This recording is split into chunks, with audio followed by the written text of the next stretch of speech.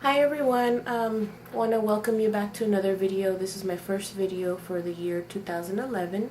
Hope everyone had a very nice new year.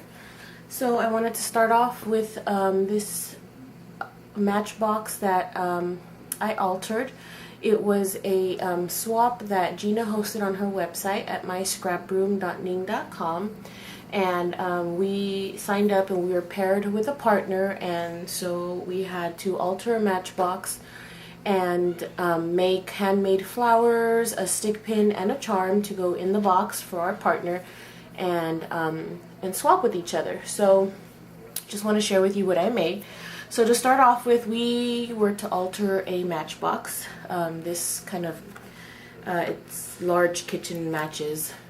And I got this at my dollar store. You can get this at the dollar store. I know a hardware supply and whatnot. But so we had to alter it and like I said, include the stuff inside. Now our flowers and stick pin stuff did not have to match the outside of the box, but I think a lot of the ladies tried pretty much to match everything. So just want to share what I did.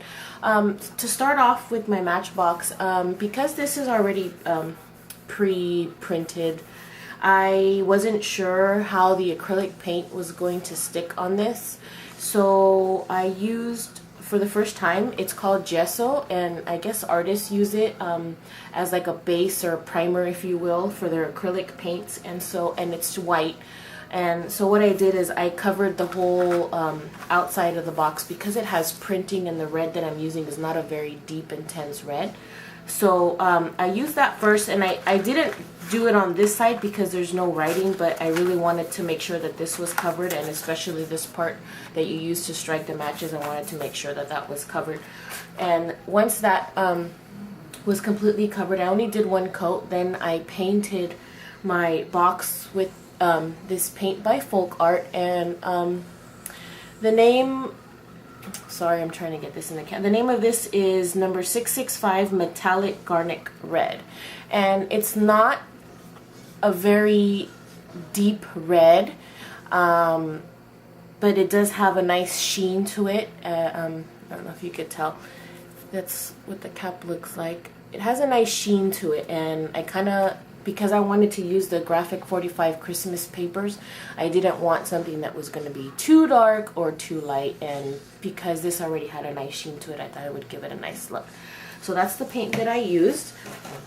And then once I painted the box with that, then I went ahead and took my G45 papers that, that Gina shared with me on my Secret Santa. Thank you, Gina, very much. And this is the first time for me to use those papers. I used those papers to go ahead and cover the box and cut them out, and left like a small 1/8 of an inch border around it. So the paper that I use, I don't know what the name of it is, sorry you guys, but it has snowflakes on one side, and in the back of the paper it has stripes. So I use that one. My partner and I were communicating via email, and we were asking each other like what colors we liked, what kind of stuff, and she pretty much said that she was interested in a Christmas theme. So that's what I went ahead and did. So so around the box, I used this this ribbon trim to kind of just go around the whole box, and then at the same time I wanted to make some kind of knob or something that can be used to pull the drawer in and out. And so what I did is I just, as I was gluing the trim around, I made this loop, and so that you can use to pull the drawer in and out. And then I just continued it all the way around. On the top of my box, I made these flowers with the G45 paper as well. And let me show you really quick. I think I have a little piece of, okay, so I don't know the name of the paper. I mean, it's G45, the Christmas pass. I don't know what the name of this sheet is, but this is what it looks like on the front, and then this is what it looks like on the other side.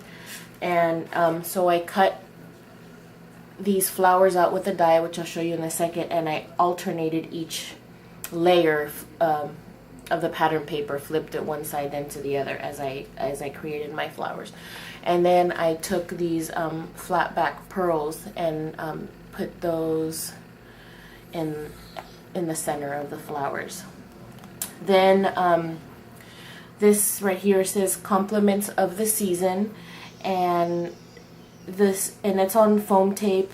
And then this metal piece here is a ribbon slider. It's kind of old and I've had it for a long time. And so what I did is I cut off the back shanks that you would normally slide your ribbon through and put it up on foam tape as well.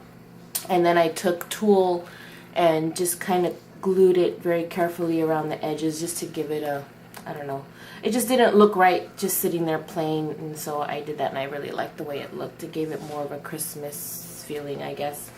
So for the flowers, I used this Sizzix die, and this is Flower Layers #2.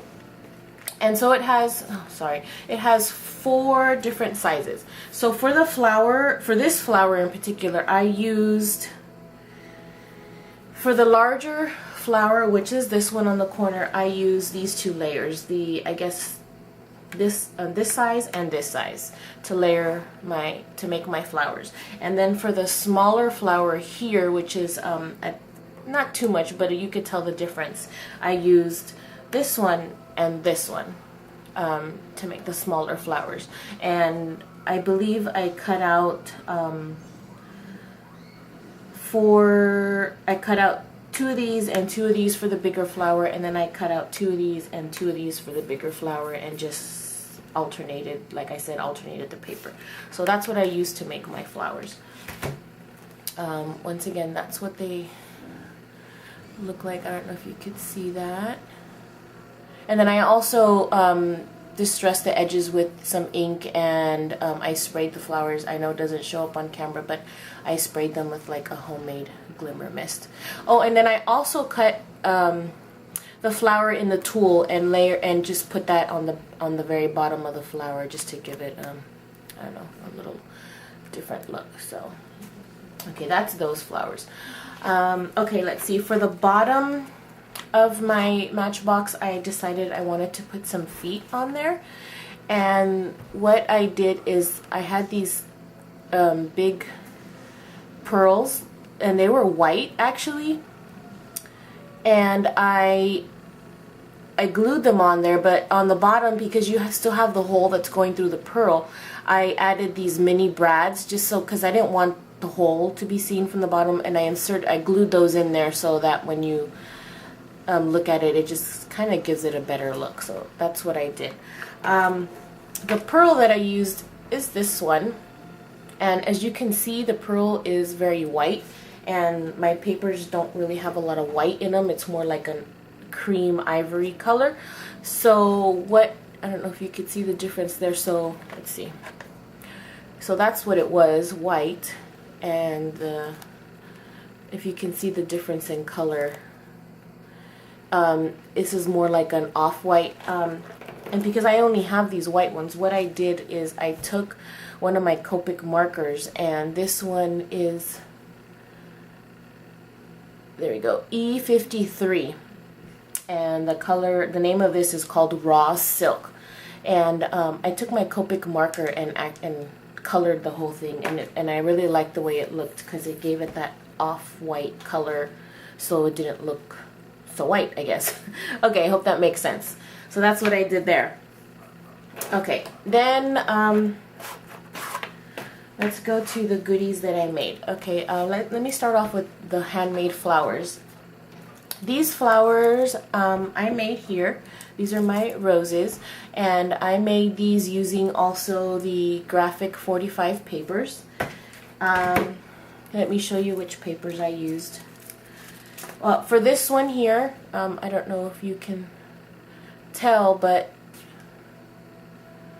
there we go. That one there, if you can see the stripes, that is the paper that I used here on my box. The snowflakes, and then on the back it has the stripes on it. So that's that flower there. For this flower here,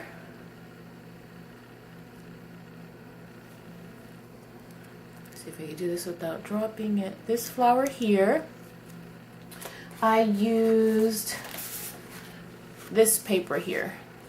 It has a Merry Christmas on it, and then the back it has like this kind of like newspaper print. So, but I use this part showing up, so that's what you get there. So let me show you again.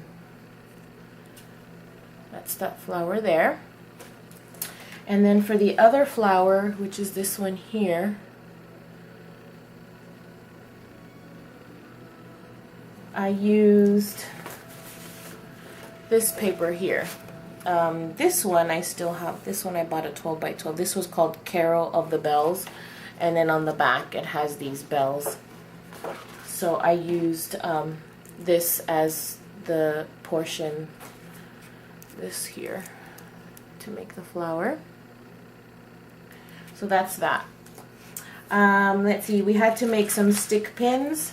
So these are the stick pins that I made. There we go. Again, these are just, the pin already had a pearl, so I added a bead cap and then this nice faceted bead and another bead cap and then a smaller pearl. And again, these pearls were actually white. So what I did was, again, I took my Copic marker and colored those pearls to give them the same color as to match the paper. And then this is, keep going off frame. This little piece right here, I actually found it in some packaging. I don't know what it was during Christmas time, but it's like this really like dense foamy thing. And it's really cool because that's what I put my stick pins in, so that way the person who gets this won't get poked in the bottom. So when you guys get stuff, I can't remember what it was, but look to see what the things are cushioned with, because this is really cool. You could use this to, you know, when you're giving stick pins to someone, you know, it's nice because it doesn't go all the way through and it's really thick. So just wanted to share that with you. Okay, and then we had to make a charm, and this is the charm. Let me see if I can put this here. And this is the charm that I made.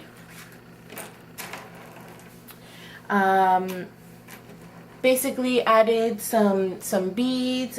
These again are the white beads, that white bead that I show you, and I took markers again and colored them to make them different colors.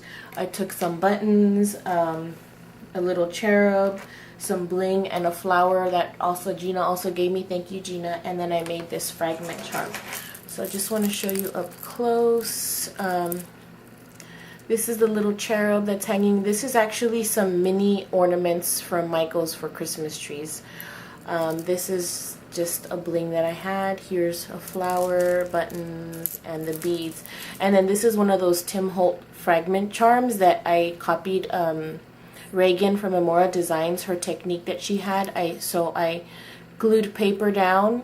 Well, actually I took this fake dictionary saying for Santa Claus. I printed it, I copied it from the computer and printed it on plain paper and just colored it in and glued that down on the paper and glued the fragment charm on top, and then cut out this little Santa from the same graphic 45 paper.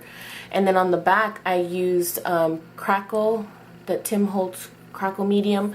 But what I don't like is when it dries it kind of starts to flake off, so I took my Mod Podge and gave it a light coat. So that's my charm. And that's about it. I did have some I posted pictures of this already on my scrap room, and I had a lot of ladies ask me how I made these flowers. So ladies, if you're watching, I will get a tutorial for you next week on how I made the roses. I'm running out of time, so I just wanted to show you really quick that this cut here, which I did on, I have Make the Cut software for my Cricut. I made this cut together using circles and rectangles to make this flower, and this is what I cut out and what I used to lay on my flowers. So I will do my best to get it done by next week. I'll show you how I put this together to make my roses. Okay, thank you everyone for watching, and I hope you have a nice day. Bye-bye.